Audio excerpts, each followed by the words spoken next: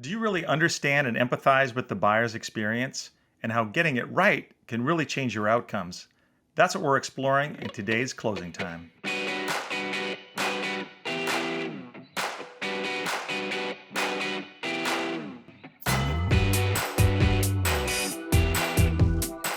Hello, everyone, and welcome to Closing Time, the show for go to market leaders. My name is Chip House. I'm CMO at Insightly CRM, and today I'm joined by Todd Caponi.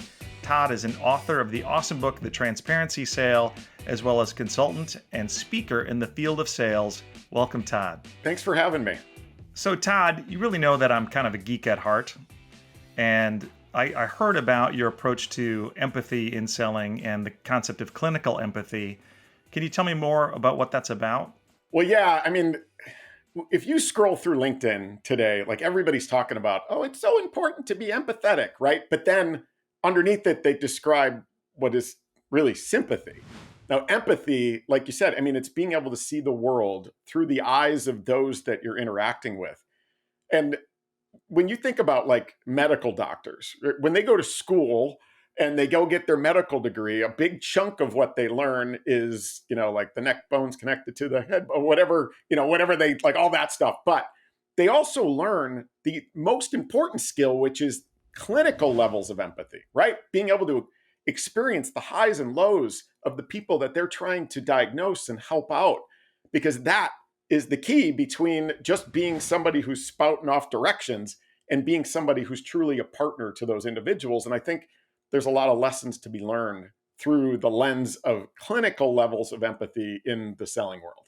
Got it. So clinical kind of brings in the whole concept of the difference between sympathy and empathy, right? It's being able to understand it from the buyer's shoes, or in the case of your medical, I guess the buyer's or the buyer's bedside or something, right? Yeah, exactly. And like what I mean by sympathy is we saw so much of it during COVID times, right? It was just like every email started with what sales reps thought was empathy, but it was, Chip, I hope you're doing well in these trying times, right?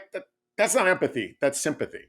Empathy is, imagine that you and a buddy are going to go on an airplane trip and the airplane's going to be packed and you both got a lot of work to do. And you realize the seat assignments before you go, you've got a nice like window seat aisle, but the individual that you're flying with that also has work to do, they're going to be back row middle. What would empathy be? Well, empathy would be to actually go experience what that's like. Like maybe go pull your car out across the street so you're just getting enough Wi-Fi and go sit in the back seat with your laptop for a little bit and see how that goes. Like that's empathy, right? And I don't think salespeople really embrace that enough. And if you don't mind, I'll kind of take you to what that means in a B2B world, and we can talk a little bit more about how you do it. But you know, you and I, when you talked about we've got time together, right? Your CMO, the whole marketing world. One of the things that we used to do that everybody listening likely has an opportunity to do is this. Let's say you're selling to marketers, right? Your sales team selling to marketers. You probably have somebody doing marketing in your organization. Why wouldn't you go ask them to come to your sales meetings every so often? Hey, bring your laptop. Tell us what you're working on, what you're measured by, what conferences you're thinking about, what you read. Show us your inbox, what stands out, right? You're selling to finance, probably have accountants that you work in your organization. Selling to product, there's probably product people, right? The people that you're selling to, something similar is likely in your organization. There's simple ideas and simple empathetic type of opportunities to learn that are within an arm's reach of you. And I just think it's a missed opportunity for so many sales organizations. Yeah, I think that's totally right. I mean, it's sort of a consensus sale, right, in a B2B scenario because you have multiple different people that you're trying to influence. And I know that you've got tons of experience in B2B selling yourself and leading B2B sales teams and things like that. Both Gartner and Forrester have talked about even how this has changed and gotten even more sort of pointed during the pandemic, right? I think Forrester has said it's moved to 27 total touches, and Gartner says there's 7 people in an organization responsible for the buying process, right? So, I mean, how do you apply empathy across an org in a B2B and a B2B world? Well, let's start. That really brings up an awesome point. Let's start with a key thing that I want everybody to remember. And this is maybe a quote you might want to write down. But we as human beings, we don't buy when we're convinced. We buy when we can predict. Like we might buy when we're convinced, but we're probably not going to be happy about it. But we as buyers, all of you, everybody listening to this, you buy when you're able to make an accurate prediction of, hey, is the juice going to be worth the squeeze here? Is what I'm giving up in terms of my time, my resources, and my dollars going to be worth the reward and worth me spending that time on this versus something else that might give me a reward? And so that's part of the reason why, as you know, I wrote the book, The Transparency Sale, but it really comes from this idea that for all of you listening and watching, you probably read reviews before you buy something you've never bought before. But more importantly, you probably read the negative reviews first. As it turns out, a product that has an average review score between a 4.2 and a 4.5 sells at a higher conversion rate than a product with any other average review score, meaning a 4.2 sells better than a product that's got nothing but perfect 5.0 scores. Now, to bring that back to what you asked, Chip, yeah, there's a lot of data that says, hey, things have gotten more complicated. The process takes longer. There's more touches. Gartner's got another study that says that in a consensus sale, only 39% of the time consensus buyers are spending on that evaluation is spent talking to you, talking to your competitor, or talking to their internal buying group. That means 61% of the time is spent doing other stuff. And that other stuff is back channeling you, right? Reading reviews, calling analysts, like reading analyst reports, talking to peers. I mean, peers have never been more accessible. In my opinion, though, if we experience true clinical empathy, the 61% is not a foregone conclusion. I believe that we drive buyers to do more homework because we're not helping them predict. We're trying to convince. We're only sharing 5.0 score type data, and they've got to figure out why you're a 4.2 because subconsciously we know nothing and nobody is perfect. And again, if we're presenting our solutions as perfect, we're driving the buyer to do those extra touches, to do that more homework, to involve more people because they're struggling to predict, and we can help with that. Yeah, that's perfect. It's probably even more heightened now, again, post pandemic in a virtual world where everybody is remote and everybody has Yes. Google, right? I mean, Google is everybody has Google. Everybody knows how to do the research. So 61% of that time, they're out there on the review sites reading about you, right? And so your marketing footprint, your content has to be authentic. Your sales approach has to be authentic. Um, and so, you know, digging into it a bit, what have you noticed, Todd, how that changes in a virtual selling world, right? So when you're selling over, say, Zoom, right? How can you truly put yourself in the buyer's shoes and how can you have them feel like you are? Yeah, I think there's a tremendous opportunity to differentiate in the way that you sell. We're always looking for differentiation and we go, it's our product, it's our pricing, it's our approach, right? I think there's an opportunity for salespeople to create that differentiation. And to your point, everybody that's selling in a consensus like type of environment today, right? Consensus selling is hard. Yes, it's always been hard. However, you probably have a whole team behind you that's been hired to help you sell, right? Marketers that are helping you with the content. You've got processes, enablement, operations, the whole organization.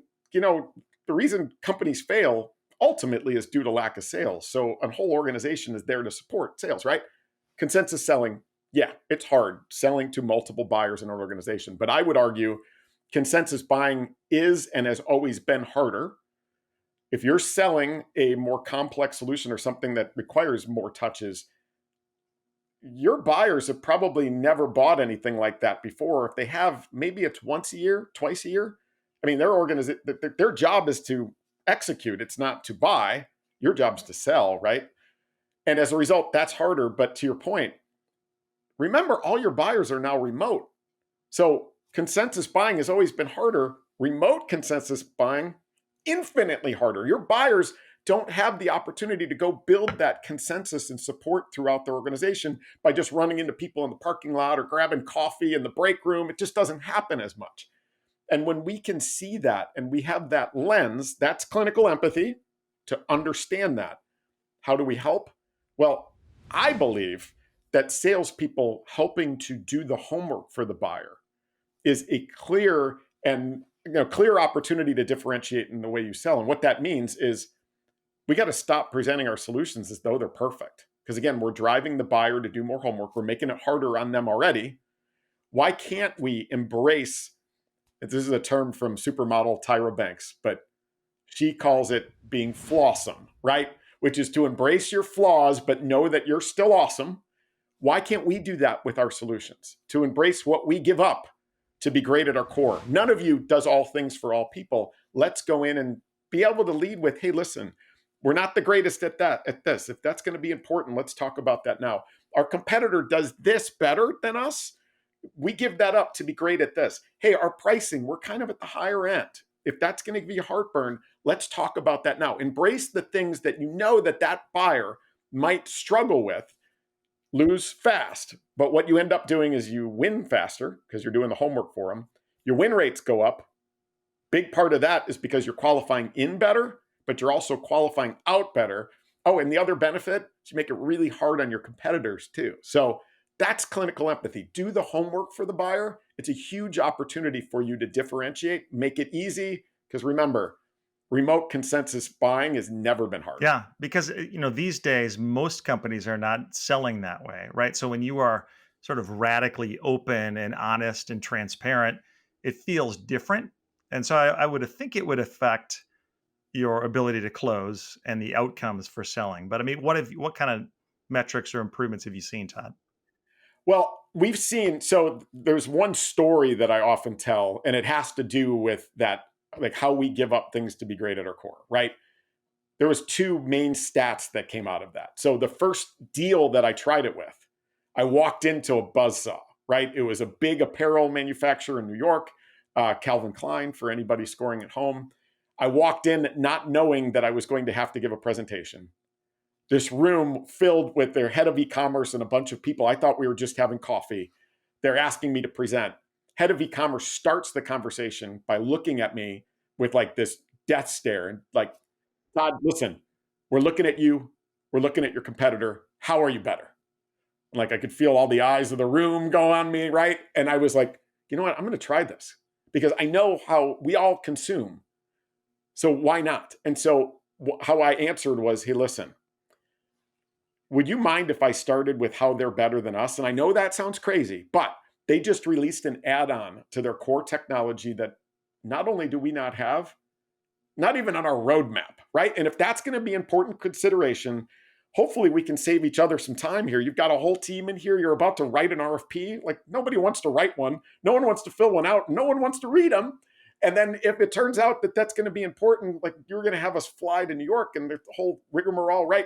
Maybe we can get down to an answer more quickly. And they were like, what are you talking about? And so I explained what that add-on is. Now, to fast forward to the end of the story, the whole vibe of the room changed, right? Instead of it being vendor client, it became a group of people trying to reach a mutual decision to help a customer achieve an outcome as quickly as possible, whether it's with us or with somebody else. They ended up not doing the RFP, not doing the full evaluation. They called me 10 days later to tell me that they threw all of that out and decided to go with us. Now, the alternative would have been they had laid out a process that was going to take 4 months.